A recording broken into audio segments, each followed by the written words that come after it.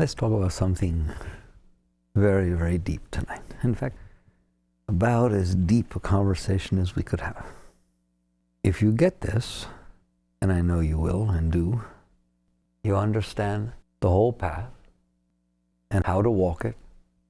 You understand the highest technique that could possibly exist and how to apply it. That's a fair amount to know. So what is this depth? You will notice, if you dare to, that you're inside. Whether you like it or not, you're in there. And you will notice that while you're in there, there's a lot of changes and activities that go on in there with you. All kinds of energy shifts, all kinds of thoughts, all kinds of emotions, just a lot of activity takes place inside of you. Eventually, you will naturally, not through teachings, but naturally, come to use the word energy for all of these things. Even your thoughts will just look like energy patterns. They're just energy. They have force, they have form, they have substance and intention, but they're just energy that form that way. It was sort of like in a stream, there's bubbles, there's currents, there's spray, there's foam. It's all water. You got it? There's this water that manifests different ways due to physics. What's a bubble but water with air in it? There's water forming a certain way. So your thoughts will start to look like energy. The activities of your heart will just appear to be energy. You will just start to see it all as movements of energy. When you watch these energies long enough, and it does take a while to be able to stay centered while all of this is happening in front of you, but for the purpose of this deep discussion we're having tonight, we're going to assume that you're there. I know you've been there for at least a few seconds, where you're just seeing that this is stuff that's going on inside of you. Imagine if you stayed there. That's where you were. You were inside, and you were seeing what Baba called Chit Shakti Vilas, the play of consciousness, the play of Shakti. It's manifesting inside of you in these different forms: thoughts, emotions, and energy itself, drives, urges, impulses, discomforts. They're not even thoughts or emotions. They're deeper than that. They're just energy. And so now you're in there, and this is going on inside, and you're aware that you're in there and that this is going on inside. Now what? Now you're ready for the next level of your growth. Once you can catch your breath and keep your head above the water, you start to take inventory. Oh, there's water. I was drowning, so I really didn't catch. I just knew I couldn't be in it.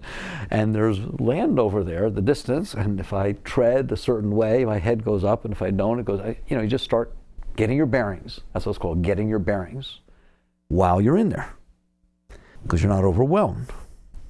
Well, what you will see is as follows: that the outside world has nothing to do with you. It just is happening all the time. It's just out there, and it's busy. And its busyness never asked your opinion, never did the world come up to you and say, how do you want me to be today? It just bees how it is. And it's very busy, isn't it? It changes all the time. It's constantly doing something. It's constantly saying something, making sounds, making movements, coming, going, people, places, things, weather. My God, it is a constant unfolding of stuff that has nothing to do with you. It's happening by itself. What you will see, amazingly enough, once you get as centered as I just put you, is that that movement of that stuff outside affects your inner energy. Big time. Your inner energy, thoughts, emotions, movements, drives, urges, could be in a certain state. Say it's maybe somewhat okay. Rare, but let's say it is. And then the outside starts doing stuff. Somebody starts walking up, somebody starts saying something, somebody doesn't walk up, somebody doesn't say something. It doesn't matter. Your insights change if they walk up to you to talk to you, or if they don't walk up to you to talk to you, don't they? You see them walking by. They stop and turn to you and start to walk that way. Watch your changes. You see them walking by. They don't stop and turn and talk to you. Watch your changes. You lose both ways. In other words, there's so much effect of what's going on out there on what's going on in here that's going to blow your mind once you get clarity. It's almost as if every little thing that's going on out there causes something big to go on in here. And so you start seeing you don't have much stability inside. It's really loose. It's like trying to walk on air. It just keeps shifting and changing. And have you noticed that if your thoughts change, your emotions change? And if your emotions change, your energy flow changes. And if your energy flow changes, your thoughts change. It's unbelievable how interactive it is, isn't it? Pretty loose in there. And that looseness gets kicked up by the slightest thing. I swear, you just gotta wake up. If somebody whispers and says something, a word too soft you can't hear it, watch what happens inside of you. If they say it too loud so it sounds like they're yelling, watch what happens inside of you. It doesn't matter. You're in big trouble. That's what you're going to find out. That you got all this energy going on in here that is extremely unstable. Unstable is like, atomic fuel looks stable compared to this stuff. Even polonium-210, all right? Net is you're in there and it's terrible. It's a mess. And the slightest drop of anything from outside causes it to go.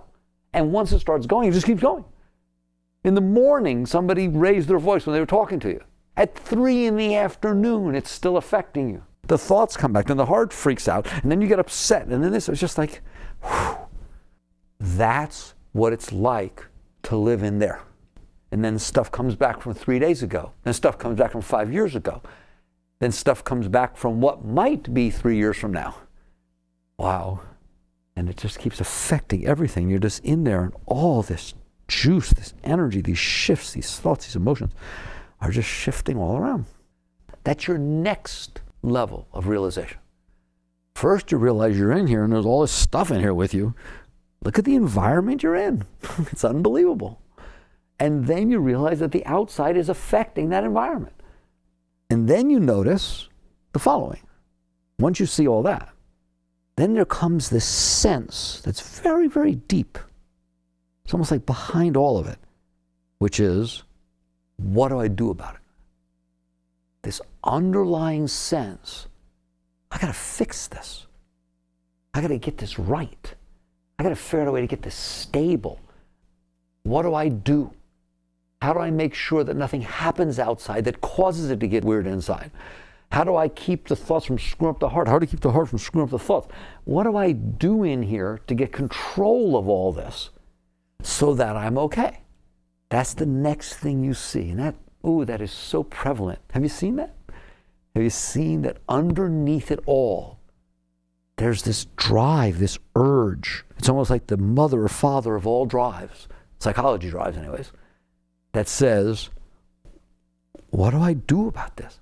Really what it says is, how do I fix this? How do I fix this? How do I get what it is I think I need to get so that it's not all disturbed in here, or so it won't be all disturbed in here, or so that it wasn't all disturbed in here? How can you make it so it wasn't all disturbed in there? Get someone to apologize. Right? You're even trying to make it so that that which happened before didn't happen. Well, you can't, but if they say they're sorry, it makes it better, doesn't it? If you point out to them what they did wrong and say they'll never do it again, it gets quieter, doesn't it? You're still trying to fix what already happened, and you're trying to make sure that it doesn't happen, and you're trying to fix what is happening. It's all about fixing it. You got to get very clear to see that. See, what you do see, if I were to say to you, you always wanted to get a relationship, you always wanted to get more money, you always wanted to get people to be nice to you. That's how you decided to fix it. That's not the core. The core is, how do I fix it? And you said, well, I got to have children. You said, I got to get married. You said, I got to find someone who loves me. You said, I got to lose some weight. You said, I got to look prettier. You said, I got to get this. I got to move. What are those things? Those are the things you decided needed to happen as how you're going to fix it. But when you go deep, that's not where you hang out. That's just surface noise. There's all this energy inside, and the slightest thing from outside drops in, and like a leaf falling into a lake that's still, it creates all these ripples. And then the ripples hit the ripples, and you're not okay. And then underneath it all becomes this underlying drive, urge, impulse to fix it, to fix it, to fix it.